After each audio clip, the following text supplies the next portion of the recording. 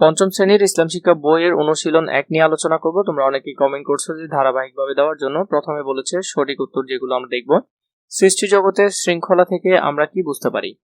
আমরা বুঝতে পারি আল্লাহর একত্ববাদ। তাওহীদ বলতে কি বোঝায়? তাওহীদ বলতে বোঝায় আল্লাহর একত্ববাদে বিশ্বাস করাকে তাওহীদ বলে। মহান আল্লাহর গুণবলিতে কাউকে অংশীদার করাকে কি বলে? এটাকে বলা হয় শিরক বলা হয়। কোনটি হজের ফরজ? ইহরাম বাঁধা হলো হজের ফরজ। সালাতে কখন তাশাহুদ পড়তে হয়? দ্বিতীয় ও শেষ রাকাতে তাশাহুদ পড়তে হয়। দুআয়ে কুনুত আমাদের কি শিখায়? আমাদেরকে ভদ্রতা ও নম্রতা শিখায়। সালাতের ওয়াজিব হলো 14টি। কোন কাজ করলে রোজা ভেঙে যায়? ইচ্ছাকৃতভাবে পানাহার করলে, মানে তুমি যদি কিছু খাও তাহলে রোজা ভেঙে যাবে। অর্থনৈতিক বৈষম্য দূর করার জন্য আমরা কোন ইবাদত করব? আমরা যাকাত আদায় করব। এতে করে আমাদের অর্থনৈতিক সমস্যা দূর হয়ে যাবে। হামজা বর্ণটি কোন স্থান থেকে উচ্চারিত হয়? এটা কণ্ঠনালীর শুরু থেকে উচ্চারিত হয়। হামজা বর্ণটি এটি খুবই ভালো করে দেখবে। এরপর হলো শূন্যস্থানের মধ্যে এক ও অদ্বিতীয় আল্লাহর আদেশে এই সৃষ্টি জগৎ পরিচালিত হয়, বা আমরা যদি এটা দেখি পরিচালিত চলে। এটা একটু দিয়ে রাখবে তোমরা সুন্দর করে। এরপর হলো সালাতের ফরজ কাজগুলো রুকন ও আরকান বলে। তারপর জাকাতের মাধ্যমে দরিদ্র মানুষের আর্থিক সহায়তা প্রদান করা হয়। এরপরে হলো যে সাওম পালনের মূল উদ্দেশ্য হলো তাকওয়া অর্জন করা। তারপর কণ্ঠনালীর এখানে দেখো, এটা কিন্তু আইন হলো যে মধ্যভাগে, এটা ভুল এসেছে, এটা একটু কারেকশন করে নেবে। এটা মধ্যভাগে উচ্চারণ হয়, কণ্ঠনালীর মধ্যভাগ থেকে। এরপর এখানে আছে বাম পাশের সাথে ডান পাশটা মিল করি। কাউকে আল্লাহর সাথে কি করব না? আমরা কখনো সমতুল্য বা শরীক করব না। এটা হবে এখানে। তাশাহুদ পাঠ করার মাধ্যমে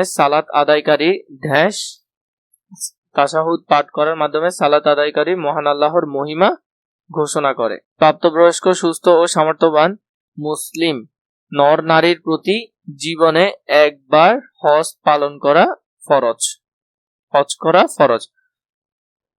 প্রত্যেক ভাষার বর্ণমালার একটি নির্দিষ্ট গুন্নাহ করতে হয়। তাহলে এটা হবে এখানে। পবিত্র কোরআনের বিশুদ্ধভাবে তেলাওয়াতের জন্য গুন্নাহ সম্পর্কে জানা প্রয়োজন।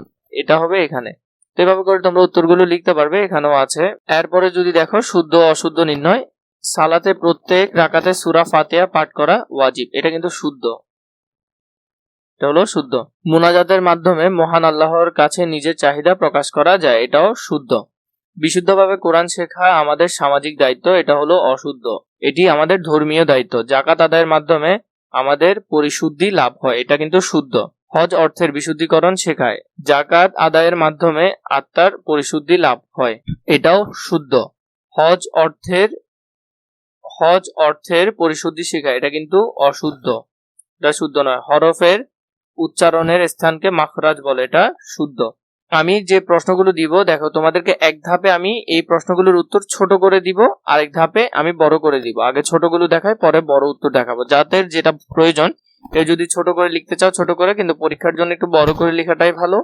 তাও তোমাদেরকে দুইটাই দেখাচ্ছি, তোমাদের একটা শিখার ক্ষেত্রে কাজে লাগবে, একটা পরীক্ষায় লেখার ক্ষেত্রে। আমরা সৃষ্টি জগতের শৃঙ্খলা দেখে মহান আল্লাহর সম্পর্কে কি জানতে পারি? শিরক বলতে কি বোঝায়? 5টি ইবাদতের নাম লেখো। তাজবিদ। প্রথমে বলেছে আমরা সৃষ্টি জগতের শৃঙ্খলা দেখে মহান আল্লাহ সম্পর্কে জানতে পারি। আমরা জানতে পারি যে মহান আল্লাহ এক, সর্বশক্তিমান, সর্বজ্ঞ। এরপরে হলো যে সৃষ্টি জগতের সুশৃঙ্খল পরিচালক। শিরক বলতে কি বোঝায়? আল্লাহর সাথে কাউকে শরীক করা বা আল্লাহর গুণবলীকে অন্যকে অংশীদার করাকে কি বলে? শিরক বলে।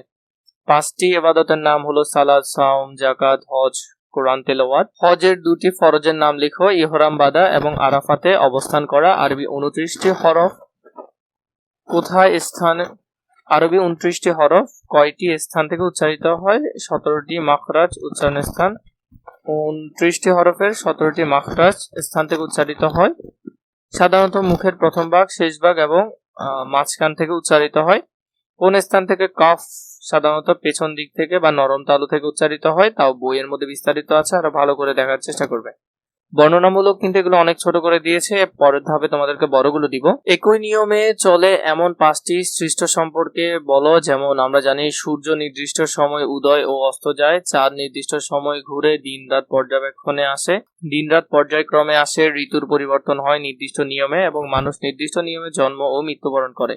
এই সবই আল্লাহর সৃষ্টির নিখুঁত শৃঙ্খলার প্রমাণ। একত্ববাদ হলো আল্লাহ এক, তার কোনো শরীক নেই। সৃষ্টি, পালন, ইবাদত ও ক্ষমতায় তিনি একক। মুসলমানরা শুধু আল্লাহর ইবাদত করেন। ঘতে সাওমের তাৎপর্য বর্ণনা করো। সাওম মানুষকে আত্মসংযম, ধৈর্য ও তাকওয়া অর্জনে সাহায্য করে। এটি গরিবের কষ্ট অনুভব করতে শেখায় এবং আত্মশুদ্ধির মাধ্যম। ঘতে জাকাতের গুরুত্ব সম্পর্কে একটি অনুচ্ছেদ লেখো। জাকাত ইসলামের একটি গুরুত্বপূর্ণ ইবাদত। এটি ধনী ও গরিবের মাঝে বৈষম্য দূর করে। জাকাত সমাজে সহানুভূতি ও ভ্রাতৃত্ব ও অর্থনৈতিক ভারসাম্য সৃষ্টি করে। 9 হজ সম্পর্কে আলোচনা করো। হজ ইসলামের 5টি স্তম্ভের মধ্যে অন্যতম। সামর্থ্যবান মুসলমানের জন্য জীবনে একবার হজ ফরজ। হজ মানুষকে ত্যাগ, ধৈর্য, সাম্য ও ভ্রাতৃত্বের শিক্ষা দেয়। 6 বাস্তব জীবনে কোরবানির ত্যাগের শিক্ষা সম্পর্কে একটি অনুচ্ছেদ লেখো। কোরবানি আমাদের শেখায় আল্লাহর সন্তুষ্টির জন্য প্রিয় জিনিসকে ত্যাগ করতে। এটি লোভ, অহংকার ও স্বার্থপরতা ত্যাগ করে মানবিক হতে উদ্বুদ্ধ করে। 6 গুনাহ প্রকারভেদের একটি তালিকা। নুন সাকিনের গুনাহ এবং তানবিদ। কুরবানির ত্যাগের মহিমার উদ্ধৃত হয়ে তোমার করণীয় সম্পর্কে লেখো। কুরবানির শিক্ষা থেকে আমি শিখব আল্লাহর আদেশ মানতে, গরিবদের সাহায্য করতে, অহংকার ত্যাগ করতে এবং সমাজে শান্তি ও সহানুভূতি ছড়িয়ে দিতে। এর পরের যে দেখো, এখানের মধ্যে আমি তোমাদেরকে আবার বড় করে দেওয়ার চেষ্টা করেছি। এখানের মধ্যে অনেক বড় বড় করে দেওয়া আছে। প্রথমটা যদি একটু দেখো, এখানের মধ্যে দেখো মোটামুটি অনেক বড়।